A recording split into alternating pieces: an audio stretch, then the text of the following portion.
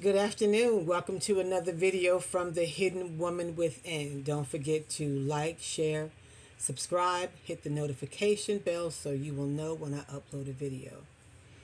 I'm struggling a little bit on this side with my phone and my tablet. I don't know what's going on with it, but anyway, I'm here. So I don't know what's going to happen through this video. Yesterday I was actually using my phone and doing the recording, and it decided to stop. And then it told me I didn't have enough storage. And I find it strange that I have enough storage for other stuff I want to do. But when I get ready to do this, I don't have enough storage. But anyway, I'm using my tablet. And here I am today. Hope all had a good, safe holiday weekend, Labor Day weekend. I am back with another video that I'm talking about self-love. I talked about, walking in love toward others and about self-love, because you certainly can't love other people if you don't love yourself. And I did mention there's plenty of people that don't seem to have self-love, because you can listen to their conversation and so on and so forth. So anyway, this is kind of self-love on steroids. So let me give my disclaimers up front right now. I am not here to treat, diagnose, cure any kind of anything that you may or may not have. I am not a doctor. I'm not a nurse. I'm not a nurse's aide. I'm not in the medical field whatsoever. I have one job, just one, and that's to share the information that I have found for myself. And I have been implementing some of those things that I have learned into my lifestyle, and they are working for me. I have not arrived anywhere. I am still on this journey. So I talked about in the last video that, getting a manicure and a pedicure and your hair done, a massage, your facial, all those things count as self-care. And for me right now, caring is sharing. So I'm sharing this information because I care about people. When I go to the doctor, I go every 3 months. I mainly just go for her to check my numbers. That's all the reason I go for, because the last time I was in, she said, "What brings you in today?" And I said, "Well, she made an appointment for me to come. I'm fine." But when I go to the doctor's office and I'm sitting in the waiting room, and everybody's on their phones, not me. I'm observing everything that's around me, and I'm watching people. I don't know. I couldn't tell you the ages, but it looked like everybody in there is above 60. And some of them are looking pretty rough. And then there are older people that I know. I don't know, like I said, I don't know how old they are, but it's not a good sight. I mean, it's kind of depressing to go to the doctor to see people sitting with oxygen tanks on, walkers, canes, swollen ankles, bento, all kind of stuff. And I'm like, what is happening? And every time I see that, it just makes me say to myself, I'm not going out like that. I refuse to allow myself to get in such a state that I can hardly take care of myself. And you might say, well, some of those people don't have a choice, or they didn't do it on purpose. Well, we all have choices. And if you weren't born bent over, or born walking with a cane, or born with an oxygen tank, or born overweight, or born underweight, then something you did caused you to be where you are. I'm not overweight because I sat there and looked at food. I gained weight because I ate the food and ate more than I should have. And a lot of times because it tastes good. So now I have made some changes. I am in the process of making some changes. So anyway, the stuff that I want to share is, like I say, is self-love on steroids, because I'm going deeper than the manicure, pedicure, the walk in the park, the massage, the facial. It's going a little bit deeper than that, because one day I was in service, after service, and I noticed that there was someone that had these looked like bruises on their body, like up in the shoulder, neck area, and they were quite visible. But That was like my second or third time seeing that. So then I knew what it was. It's a treatment called cupping.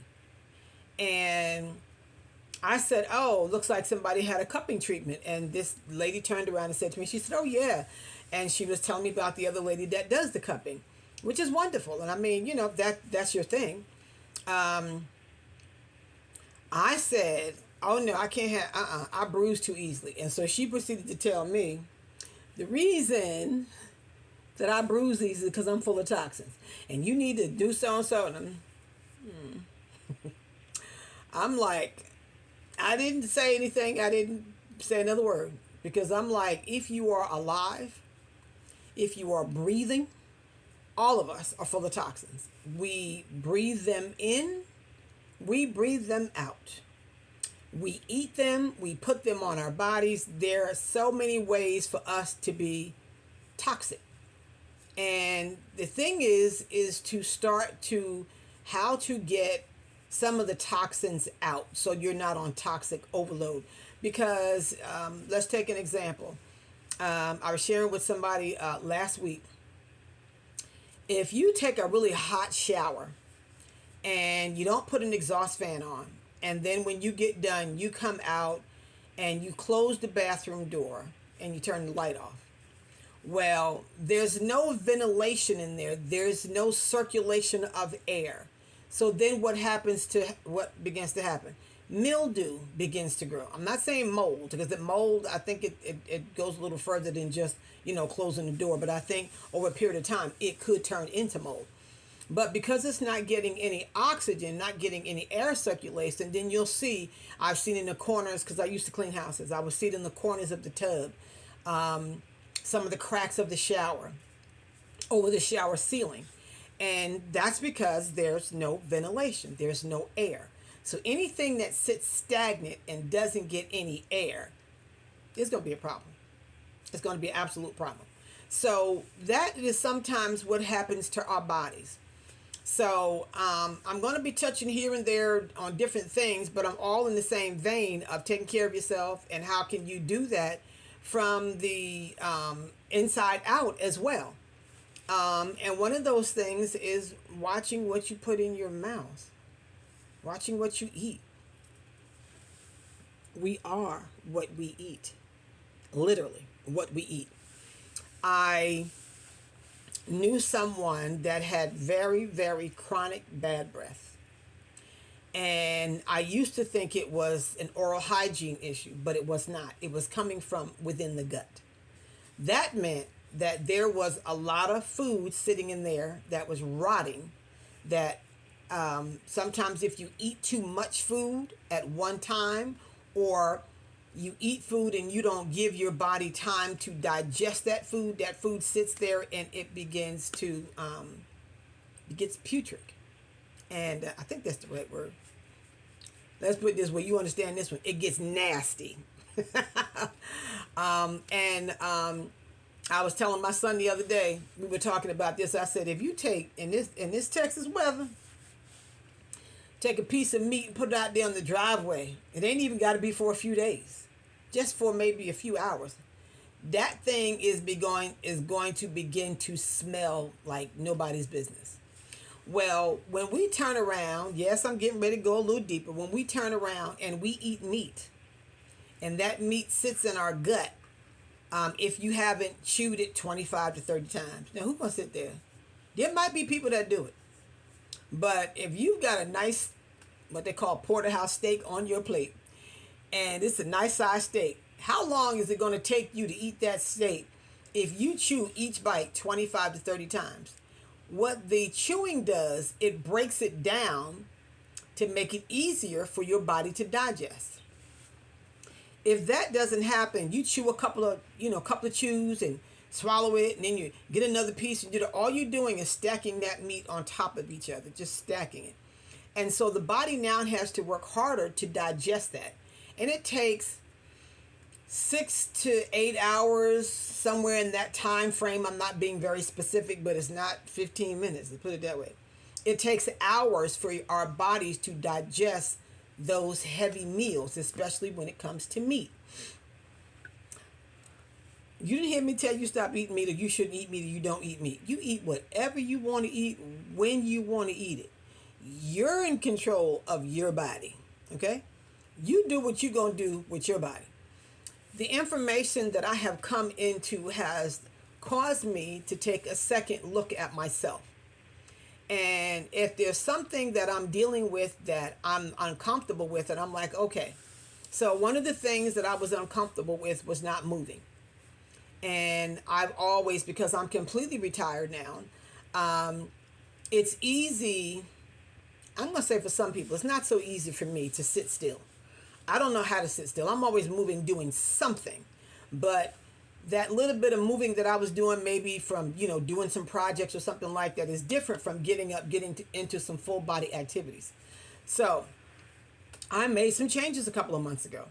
Back early July, I started getting up in the morning and walking. And I'm up to where, the very first time I went, I think I walked around the block, maybe once or twice, I'm not sure. But what I would do would be walk for 15 minutes. Now, because I've been consistent, I wasn't very, very consistent when I started, which meant I might have walked 4 days instead of 6 days or something like that.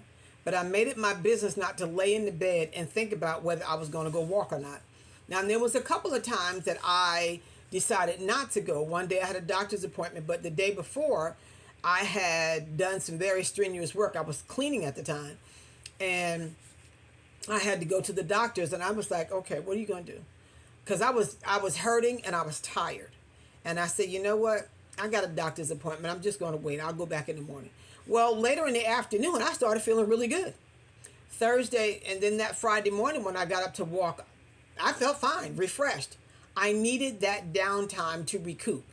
So, they say no pain, no gain. That's not necessarily true. You need to know what kind of pain you're dealing with. Is that a pain that can cause injury, or is that a pain that you can push through? And only you can determine that. I don't let anybody tell me, oh, you can push through that. You don't know what I can push through. That's why I don't do personal trainers. I'm not knocking personal trainers. Hear me clearly. I'm talking about Charlotte. I'm just giving you some information about what I do and how I do it. I learned this from somebody else. So when I found out what they were doing made sense to me, and I'm like, let's try that. So now I get up in the morning, literally. I don't care if I even wake up late. I get up, I get dressed, sneakers are on, I'm out the door. Now I walk for approximately anywhere between 50 minutes to an hour. And I'm at 2.5 miles.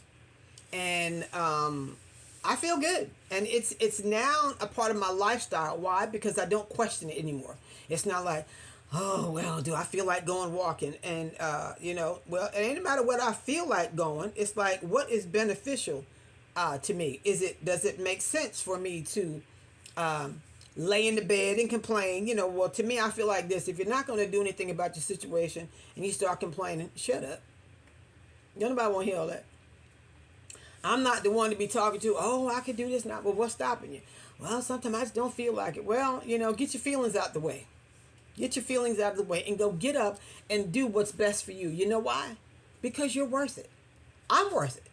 That's why I get up and I go walking in the morning, because I am worth everything that I can do to maintain good health in the latter part of my years. I am 66 years old. I've never been ashamed to tell anybody how old I am. I don't know what 66 is supposed to feel like, but a lot of times people think that when you're in 60s, you're old. Well, I think you're old when you're dead.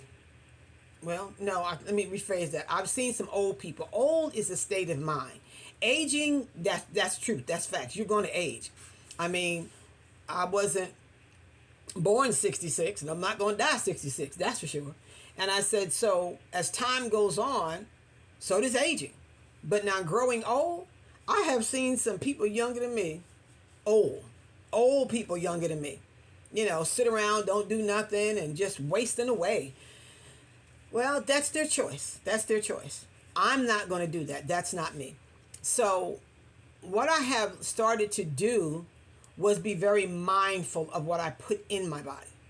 I'm working on what I put on my body, because I don't want to get fanatical. I'm not going to get fanatical because some stuff I'll be like, oh, man, if I got to do all that, I'm like, Jesus, just, I'm ready to go. I'm ready to go because to me, what would be the purpose of trying to be here? Because that's all you would focus on.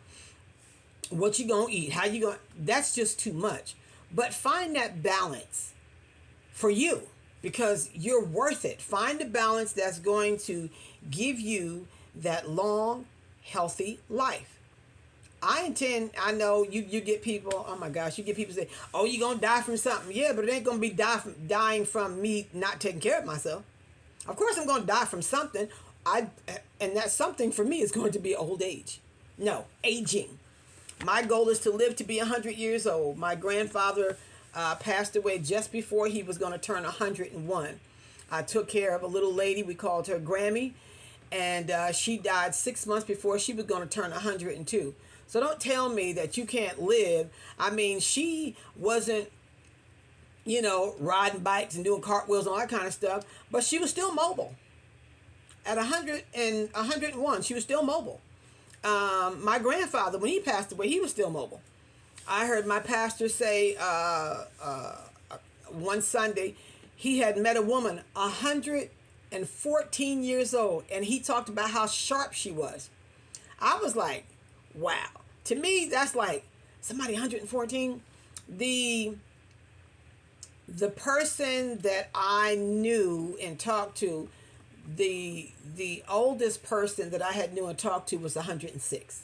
And her name was Mrs. Bison. And I was working in a nursing home. And I was out in the street doing my thing. And I was up all night partying. And got home just enough to get cleaned up, get dressed. And I had to be on that floor. I was a nurse's aide. Had to be on that floor at 10 minutes to 6. And I remember I walked in and I walked past her. And she's, what's the matter with you, dearie? And I'm like, nothing. She's walking faster than I am. At 100, she was 105. She was getting ready to celebrate her 106th birthday. But I'm like, and I was in my 30s, I think. And here is somebody got all this age over me, and she's walking fine. I mean, she wasn't like, walking like a spry teenager, but she was moving pretty quick. And so it is possible to live a long and healthy life. I'm claiming that for myself. So we have a tendency, I'm like I said, I'm just learning some stuff and just passing on some information. A couple years ago, I got into juicing. And I wasn't serious about it, but I juiced for 7 days and I lost 9 pounds. And that was the reason that I was juicing. And I lost the 9 pounds. I actually kind of found it after like 3 days, I was good. And then that was like during the pandemic.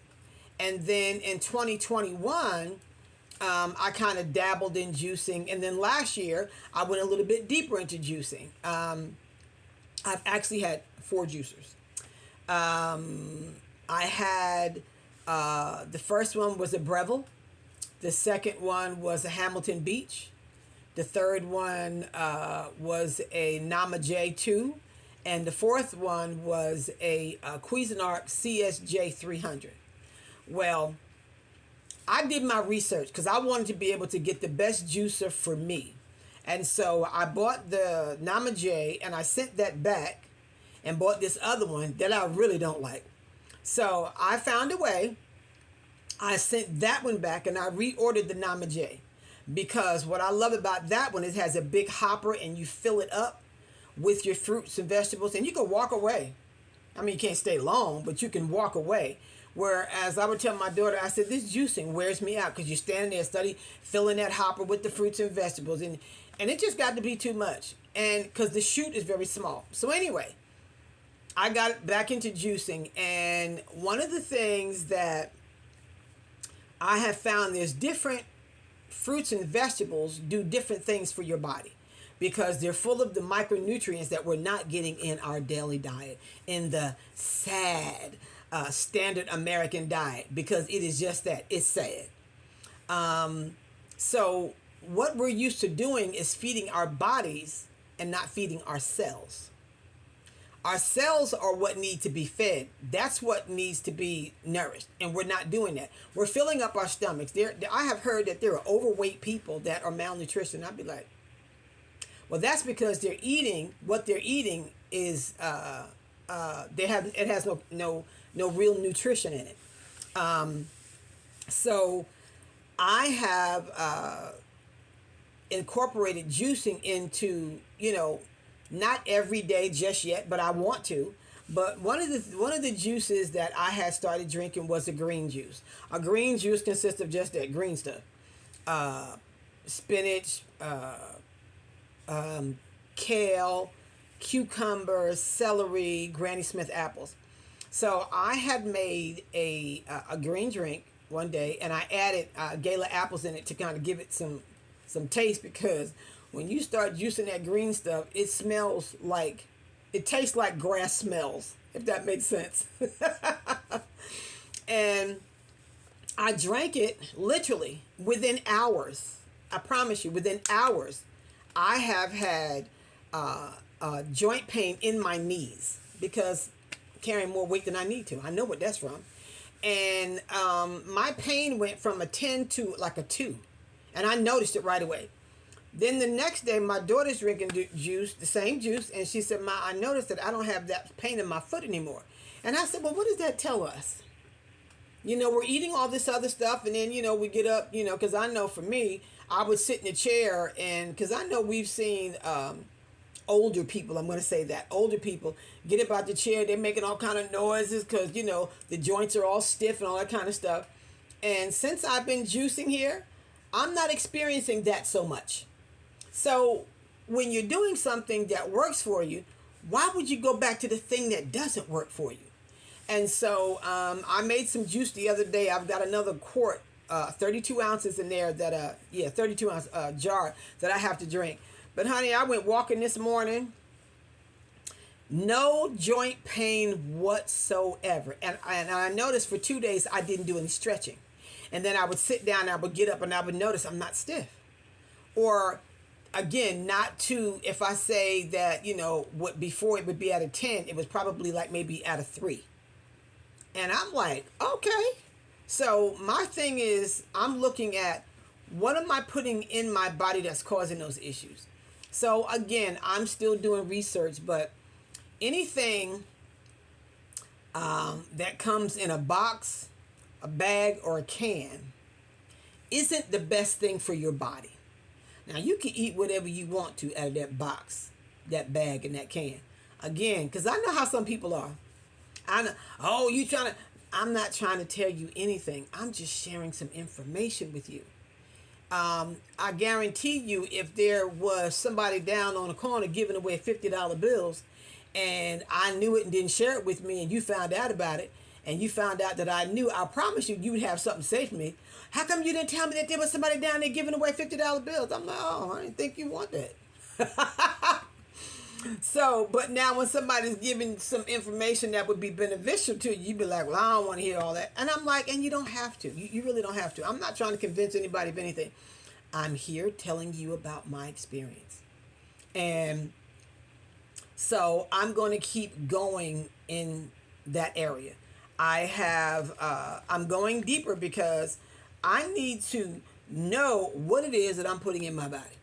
Because I'm going to say this and I'm going to get off, and then, you can let that soak in or not. There is no such thing, and I think I mentioned this before, there's no such thing as diseases running in a family in terms of their DNA. Like, I hear some people say, oh, cancer runs in my family. It don't run in this family. Okay, let me clarify that. I have had relatives that have passed away from cancer. I'm not saying that cancer can't be in somebody's family, but let me tell you where a lot of that comes from. Because somebody said, "Oh, we all have a cancer gene." Now, we do. I don't know nothing about that. I don't, and I don't really care about that. All I know is if there is a gene there, guess who's not going to feed it? So what happens is like we are eating the standard American diet. And if anything, y'all need to be really paying attention to how they starting to making meat in the laboratory. What? Making meat in the laboratory? This could be a really long video. All I know is I'm not eating it. I'm not. No. I'll eat plain grass before I eat something that they create in a laboratory called meat, because you don't know what they put in that meat. You have no clue. I mean, and there's stuff that they've been manipulating for years that we've had no clue that we've been eating. And yeah, I don't want to get on my soapbox about big pharma, and I'm not going to go there. All I'm just saying is be mindful of how you're taking care of your body. Because it's what we're putting in our bodies and on our bodies that's causing the sickness and disease. Okay, when I went to the doctor, she told me my cholesterol was high. And I'm like, this was earlier, months, earlier in the summer. And I'm like, okay, and you got to take medication. I said, I'm not taking no medication. I'm not. My count was 200. And I'm like, yeah, I'm not taking that. So then when I went back again, it was up 88 points. I guess you call them points. And so she just, she told me, I said, no, I'll tell you what, give me some time to work on it myself. Give me some time to work on it myself. So she says, okay, but when you come back and your cholesterol is higher or your cholesterol is still high, you're taking medication. I said, okay. She said, I'm going to put that in bold print in your chart. Okay, no problem. And so, but I said, now let me explain this. If it's still high, but not higher, I'm not taking no medicine. I'm not. And so she's looking at me, and I said, yeah, let's make that clear, because you're thinking that if it's the same or higher, I'll take the medication. So I went back to the doctor's a couple weeks ago, and she took my numbers, and I get the call the next day and said, Miss English, calling to give you your results from your blood test. Yeah, okay. She said, this is what she said. The doctor wants you to, because what she did was when it went up 88 points, she sent a prescription to the drugstore. And I get a text message, my prescription is ready. And I'm like, what prescription? She went ahead and ordered a prescription thinking I was going to take it. But that's what they're supposed to do. They're supposed to get you to take medication. Not doing it. I don't have high blood pressure. Had my cholesterol been through the roof, I would have thought about it. And I'm like, you know what, let me think about this, because I'm not going to be so spiritual. Oh, I'm not going to take that up. That's not what I'm talking about. But it wasn't to that point. But anyway, she sent the medication. Then I had a heart thing, and everything came back fine. And doctor said, well, take this medication until we find out what's going on with your heart. I had a stress test. I had an echo test. Everything came back fine. I have a small leak. The diagnosis was it's a small leak in my heart, and when it pumps the blood, all of it doesn't make it out. Okay, fine. Never had any symptoms after that, so he gave me this medication. I can't even pronounce it. One reason why I didn't want to take it. So I'm taking this. I did take it for like maybe a week, but as soon as those test results came back, I stopped taking it. So they called, you still taking the medicine? I said, no. Well, that's to protect your heart. I said, you told me to take the medication to protect my heart until you found out what was going on. You just told me everything came back negative. So why do I still need to take the medication? Well, it's just to protect your heart. Now, I'm fine, thank you. And so I wasn't going to go back and forth. I said, okay. I didn't take no medication. But then it was sad, because on the bottle it tells you, don't flush it down the toilet and don't put it down the drain. They don't want that to get into the water system, but you want me to put it in my mouth. So anyway, the nurse practitioner, whoever called me to tell me that, okay, the doctor wants you to continue to exercise and change and keep, doing good with your diet. And don't forget, continue to take the medication. And I said, well, what was my count? Oh, it's 233. Oh, really? And she said, yes, ma'am. And I said, well, so then I just went ahead and just did me. And I said, well, it's 233 because I walk every day and I've changed the way that I eat and I'm not taking any medication. Oh, that was her response. She said, oh, I was like, so what she was trying to tell me is that, or what she was thinking was the medication was doing it, drop my points. No, they didn't. No, I was paid attention to what I was eating. I hadn't had any real meat. I wasn't really eating any processed food. I was doing more juicing, excuse me, and eating fruits and vegetables and smoothies than anything else. I was doing more raw stuff. Now, we had a little family gathering. I went, one of the things that I was waiting for, I wanted a hot dog, a burnt hot dog on the grill, some baked beans and macaroni and cheese. That's all I wanted. There was so much food there. My daughter-in-law, well, somebody got to take this food home. I said, well, you know, I can't take no. We driving back to Texas. I ain't trying to take no food. I sure ain't. And so that's all I wanted. That's all I had. And I didn't go back for seconds. I was done. I had no desire to eat the food. So my numbers changed because I changed some of the habits that I have. Now, am I telling you I don't eat any processed food? I don't eat any meat? And I'm not telling you that. What I'm saying is I'm making some gradual changes. Let's just say, as an example, if I was used to eating meat 5 times a week, I only eat it twice a week now. Now, there might be a week go by, I don't eat any meat. Just had, no need for it. I mean, because I can get a smoothie and be nice and full and I'm good.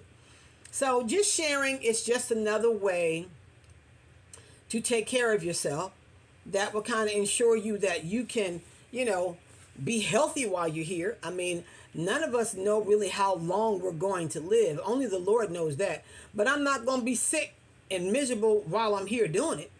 No. I'm not going to be where somebody's changing no Pampers on me and dressing me and giving me no shower.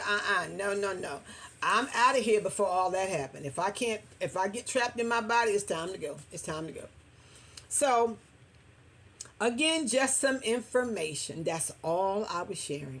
I wasn't trying to tell you that you need to stop doing anything and that ain't no good for you. Well, it ain't no good for you, but you can eat what you want to eat. I still get in the mood, and might want some fried chicken. And it's so sad because there's one place that I like their fried chicken, but it's so sad. I take my glasses off and eat it. My son said, "Mom, that's a real addiction. You can't even look at it, but you're going to eat it." I said, because it tastes so good. But the last time that I ate it, it didn't. It just had a different taste to it. And so that makes it easier for me not to go buy it because I would have to drive about 20 minutes to go get it. It ain't worth all that. So I'm just, making those slow changes and just want to share that information with you. If there's a comment that you would like to leave for, what you do for self-care, there's just a lot of information out there to help you to take better care of you.